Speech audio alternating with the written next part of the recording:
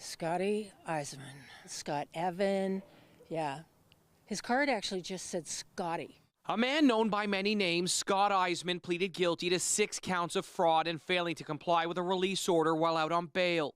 Eisman, who is now 56, was accused of defrauding customers out of more than $360,000 to get permits, equipment, and renovations done on cottages and seasonal homes in Simcoe, Muskoka, and Parry Sound through his company, Cottage Life Construction. The reason guys like this get away with it is because people are ashamed and embarrassed. And I went to the cops and they said, go away. And I went, what? She says Bracebridge OPP investigators told her she didn't have enough evidence. Liz Saunders was out about $65,000 because of Eisman, who admitted to taking money from his customers starting in 2017.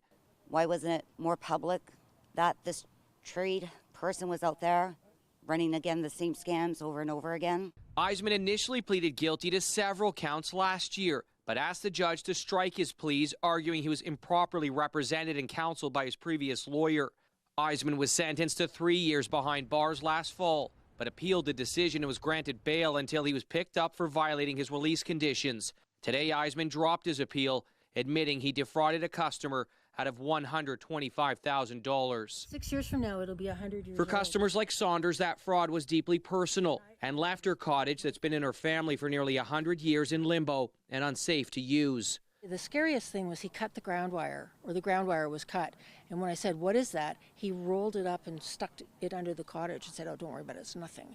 Eisman has a lengthy criminal record that included 5 other fraud-related convictions. In 2012, he was accused of ripping off a 92-year-old woman and convinced the victim she needed home repairs, taking $138,000 from her. Justice Christopher Diana accepted Eisman's plea as part of a joint submission from the Crown and Defense, seeking 3.5 years in prison, telling Eisman these are not victimless crimes, describing the pain, shame, and humiliation Eisman's acts of deception and dishonesty caused his unsuspecting customers. It's not just a question of the money.